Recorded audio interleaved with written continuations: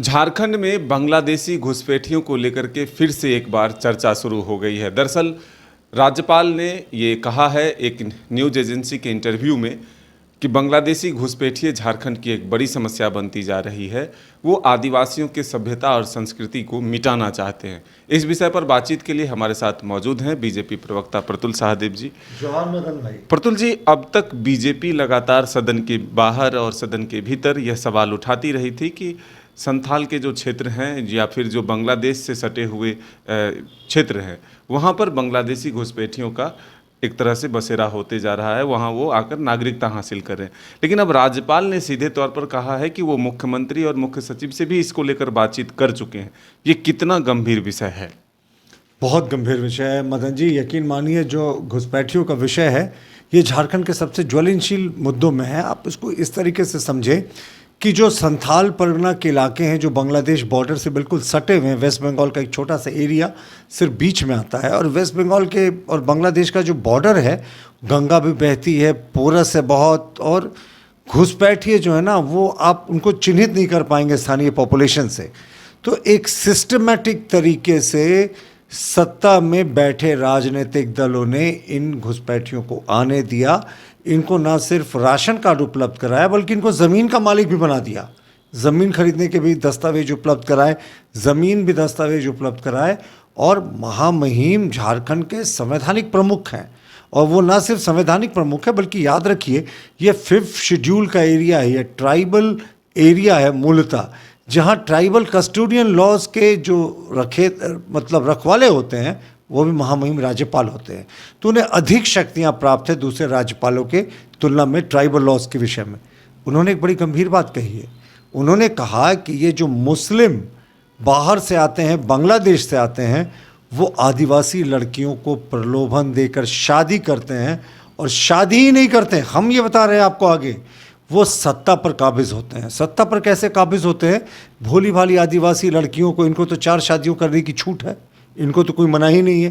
3 शादी कर लेंगे अपने धर्म में, एक चौथी किसी बेचारी भोली भाली आदिवासी लड़की को फंसा कर लेंगे, और उस आदिवासी लड़की के माध्यम से जो आदिवासी लड़कियों के लिए, महिलाओं के लिए सीटें आरक्षित होती हैं पंचायत में, मुखिया में, जिला परिषद में, वहाँ पर ये काबिज होते हैं।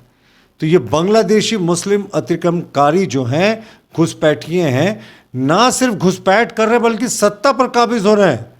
और झारखंड मुक्ति मोर्चा की सरकार हाथ पर हाथ धरकर देख रही है। एनआरसी का जब मांग हुआ तो क्यों इस सरकार ने विरोध किया? क्यों ये आने नहीं दे रहे हैं एनआरसी को? जाहिर तौर पर इन लोगों के लिए ये वोट बैंक है। और ये जो घुसपैठिए हैं, अब देखिए, ये तथाकथित रूप से मुख्यमंत्री कहते हैं कि हम जो अल्पसंख्यक हैं उनके हिमायती हैं। पर मदन बाबू, मैं बड़ी सीरियस बात करने जा रहा हूँ। आप सोचिए, जो वर्तमान व्यवस्था है, ये कांग्रेस के नेता एनआरसी का विरोध कर रहे हैं और हेमंत सोरेन एनआरसी का विरोध कर रहे हैं, ये तो झारखंड के मुसलमानों के हितैषी बिल्कुल ही नहीं है। क्योंकि जो 15 सूत्रीय जो अल्पसंख्यक कल्याण की योजनाएं हैं, उसका भी लाभ यही बांग्लादेशी घुसपैठिए मुस्लिम उठा जाते हैं। यहाँ के मुसलमानों को नहीं मिल पाता हक। आप सोचें, अगर कोई मुस्लिम के नाम पर योजना है, वो योजना सीमित है, 50,000 लोगों के लिए है, उसमें ये घुसपैठिए अगर हिस्सा लेने लगेंगे तो ये तो यहाँ के स्थानीय मुसलमानों का अल्पसंख्यकों के हितों के साथ कुठाराघात होगा। लेकिन जिम्मेदारी आप लोगों के ऊपर भी बताई जा रही है। केंद्र में आपकी सरकार है, केंद्रीय सुरक्षा बल जो है वो बॉर्डर पे तैनात होते हैं, बीएसएफ जैसे सेना के जो जवान हैं वो तैनात होते हैं। तो बॉर्डर सुरक्षित नहीं है, इसलिए बोल रहे हैं कि वो घुसपैठिए यहाँ आते हैं। इसके लिए जिम्मेदार तो गृह मंत्रालय है। नहीं, देखिए, बॉर्डर बिल्कुल सुरक्षित है। ये प्रधानमंत्री नरेंद्र मोदी जी का हिंदुस्तान है, न्यू इंडिया है। ये कोई मनमोहन सिंह वाला और कांग्रेस के ज़माने वाला नहीं है, जब इन्होंने अस्काई चीन के बड़े इलाके को चीन को दे दिया था, और नेहरू जी ने पार्लियामेंट में कहा था जाने दीजिए ना, उस इलाके में एक घास का तिनका भी नहीं उगता है। आप बताइए, हमारी भूमि को लेकर, मातृभूमि जिसको चीन ने हड़प लिया था, नेहरू जी ने ये वक्तव्य दिया था। तो ये तो ऐसे लोग हैं जो चीन को ज़मीन भी दे देते हैं और कहते हैं कि वहाँ पे कुछ नहीं, बर्फ़ है, सिर्फ जाने दीजिए। देखिए, हमारे यहाँ क्या है, हमारा जो बॉर्डर है बांग्लादेश से जो सटा हुआ वेस्ट बंगाल का इलाका है, बहुत पोरस है। उसमें गंगा नदी भी बहती हैं, उसमें उस इलाके से बहुत छोटी छोटी नदियाँ बहती हैं, और माफ़ कीजिएगा, वो जंगल का भी इलाका है। और वहाँ पे जो लोगों के रहन सहन की जो वहाँ एक तरह से प्रचलन है, वहाँ बहुत डिस्टिंग्विश नहीं कर सकते हैं। दूसरा, बहुत से बॉर्डर इस पार उस पार लोग बाजार एक दूसरे से ट्रेड का पुराना संबंध रहा है।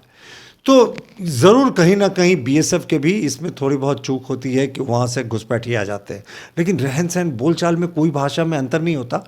मान लीजिए अगर ये बॉर्डर के अंदर घुस गए तो राशन कार्ड कौन उपलब्ध करा रहा है, वोटर कार्ड कौन उपलब्ध करा रहा है, कैसे उनको बसने दे रहा? आप जिस मोहल्ले में रहते हैं मदन बाबू, क्या बताएं कि वहाँ कोई एक बाहर का आदमी आपके गांव में आकर बस जाएगा, आपको पता नहीं चलेगा?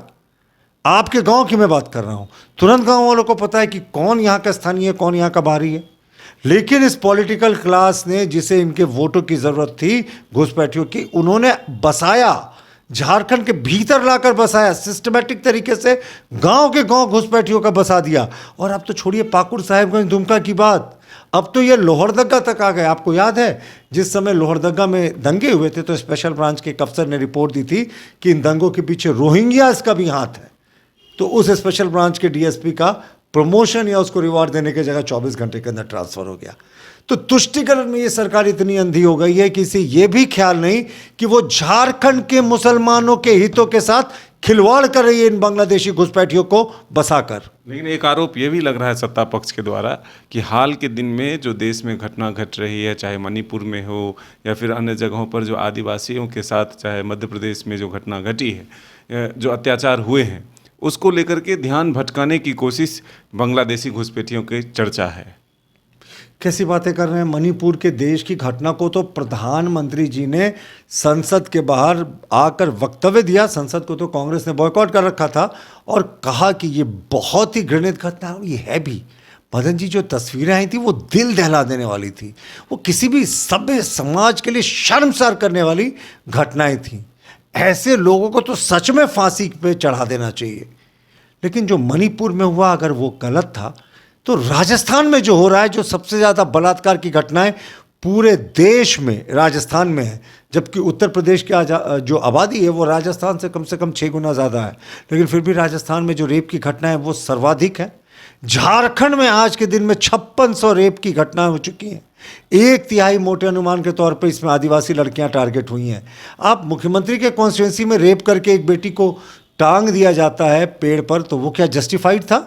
एक बेटी को जिंदा जला दिया जाता अंकिता को, क्या वो जस्टिफाइड था? एक रूबिका पहाड़िया को 52 टुकड़े कर दिए जाते, उस समय सत्ता पक्ष का ओट क्यों सिल जाता है? हाँ, मैं कह रहा हूं मणिपुर की घटना बहुत विभत्स थी, बहुत दुर्भाग्यपूर्ण थी। 6 लोगों की गिरफ्तारी हो चुकी है। क्या यही हिम्मत राहुल गांधी दिखाएंगे चंदवा की उस हाता गांव की दलित नाबालिग बेटी के लिए जो 10 साल की थी, जिसका गैंग रेप किया गया, जिसके निर्भया से भी जिसके साथ दरिंदगी की गई? लेकिन चूंकि यहाँ पर तो सेकुलर लोगों की सरकार है ना, तो यहाँ जो जितने सेकुलर गैंग है, टुकड़े टुकड़े गैंग है, उनके ओट सिल जाते हैं। साहब, बेटियों के साथ जो अपराध होता है ना, उसको राज्य और राज्य की सरकारों को देखकर आपके नज़रियों में बदलाव नहीं आना चाहिए। तो क्या बीजेपी अगर सत्ता में आती है तो मिनी एनआरसी लाएगी? जो बाबूलाल जी प्रदेश अध्यक्ष अब बन भी चुके हैं, पहले वो लगातार संथाल के दौरे पर कहते रहे हैं कि हमारी सरकार अगर बनती है तो हम मिनी एनआरसी लाएंगे। तो क्या ये संभावना है कि जिस तरह से बांग्लादेशी घुसपैठियों की चर्चा हुई है और राज्यपाल ने भी इसमें संज्ञान लिया है, तो संभावना है कि मिनी एनआरसी बीजेपी की सत्ता में आने के बाद लागू हो जाएगी? देखिए, मैं एनआरसी के बयान पे बाद में लौटता हूँ। मैं पहले बोलता हूँ जो राज्यपाल ने कहा। राज्यपाल संवैधानिक प्रमुख है साहब। उन्होंने कहा कि मैंने मुख्यमंत्री हेमंत सोरेन को कहा कि घुसपैठ हो रहा है, मुख्य सचिव को कहा कि घुसपैठ हो रहा है। उसके बाद भी अगर घुसपैठ नहीं रुकता है, जब संवैधानिक प्रमुख बोल रहा है कि घुसपैठ हो रहा है फिर भी घुसपैठ नहीं रुकता है, तो राज्य सरकार के मुखिया हेमंत सोरेन को इस्तीफा देना चाहिए। किस चीज़ का राजपाट साहब? आपके संवैधानिक प्रमुख को आपके शासन व्यवस्था पर विश्वास नहीं। मुख्यमंत्री हेमंत सोरेन में थोड़ी भी नैतिकता होगी ना तो इस्तीफा देंगे। लेकिन जो तुष्टिकरण की आग में जिन लोगों ने पूरे प्रदेश को झोंक दिया, आप उनसे इस्तीफे की बात सोचना भी बेईमानी है। और लौटते हैं एनआरसी के ऊपर। बिल्कुल मिनी एनआरसी लागू होगा साहब। हम यहाँ के जो स्थानीय अल्पसंख्यक हैं, हम चाहते हैं कि अल्पसंख्यक कल्याण की जितनी योजनाएं हैं उसका पूरा का पूरा हक उनको मिले। ये बांग्लादेश के मुसलमान क्यों यहाँ के मुसलमान और क्रिश्चियनों का हक मार के ले जाएंगे? आप सोचे, मान लीजिए अल्पसंख्यक कोटे में 100 किसी योजना में छात्रवृत्ति की योजना आई और ये 40-50 योजना यही घुसपैठी अगर ले जाएंगे तो यहाँ के स्थानीय मुसलमानों का हक मार रहे हैं ना। तो ये जितने घड़ियाली आंसू सत्ताधारी दल के नेता बहाते हैं ना मुसलमानों के लिए या क्रिश्चियनों के लिए, इनको शर्म करनी चाहिए।